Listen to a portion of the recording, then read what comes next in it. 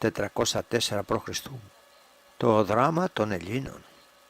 Αθάνατον έχθραν, μη φυλάτε θνητός όν.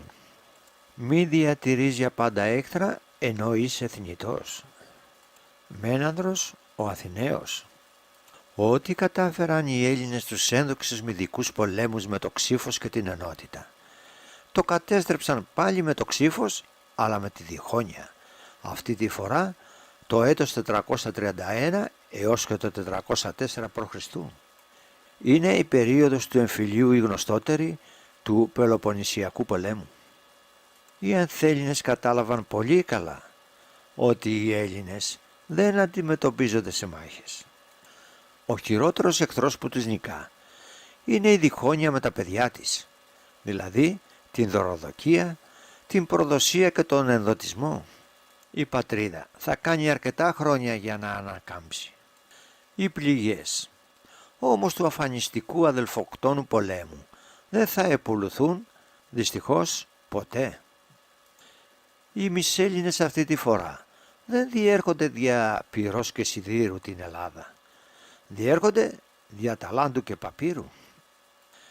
Μετά τον θάνατο του ενδόξου Κίμωνος του Μιλτιάδου, το 449 π.Χ., η εξουσία και η δύναμη της Αθηναϊκής πολιτείας περιέρχεται στα χέρια του Περικλέους του Ξανθίππου.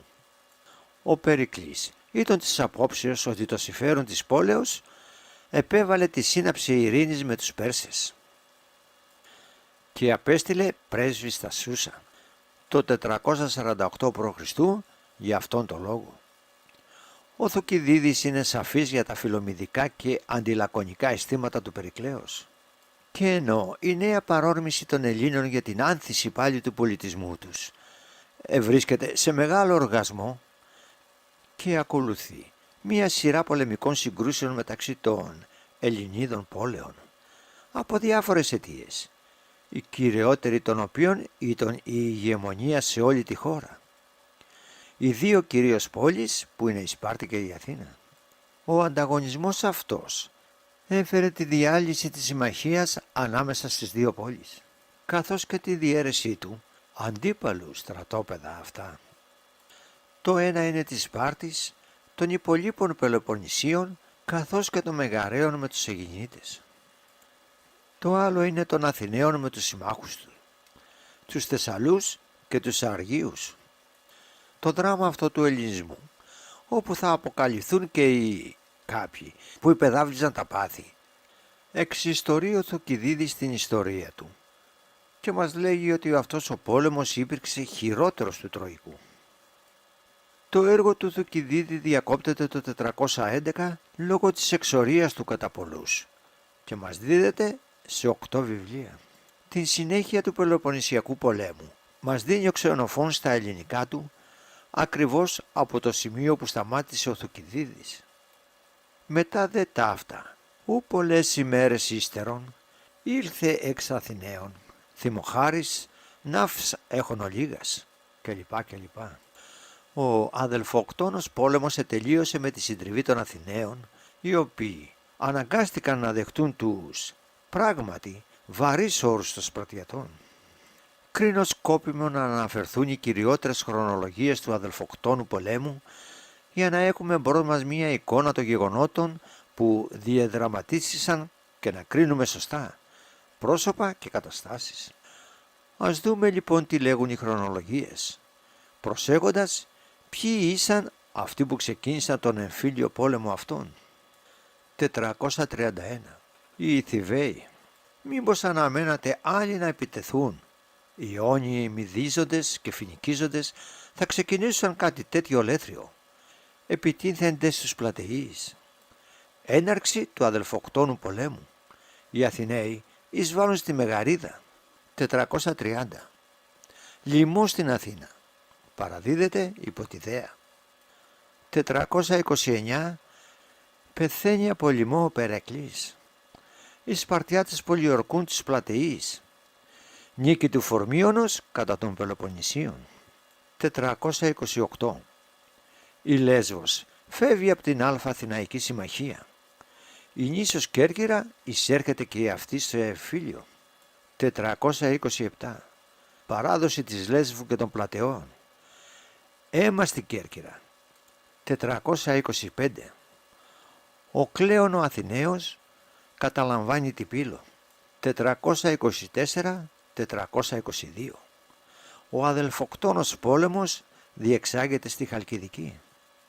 422. Πεθαίνουν ο Κλέον και ο Σπαρτιάτης Βρασίδας. 421. Νικεί ο Σιρήνη. Το 420 οι Σπαρτιάτες παραβιάζουν τη συνθήκη. 416. Οι Αθηναίοι αφανίζουν όχι μόνο τους Φοινικογεφυραίους ή τους Πέρσες, αλλά και την Ίσο Μήλο.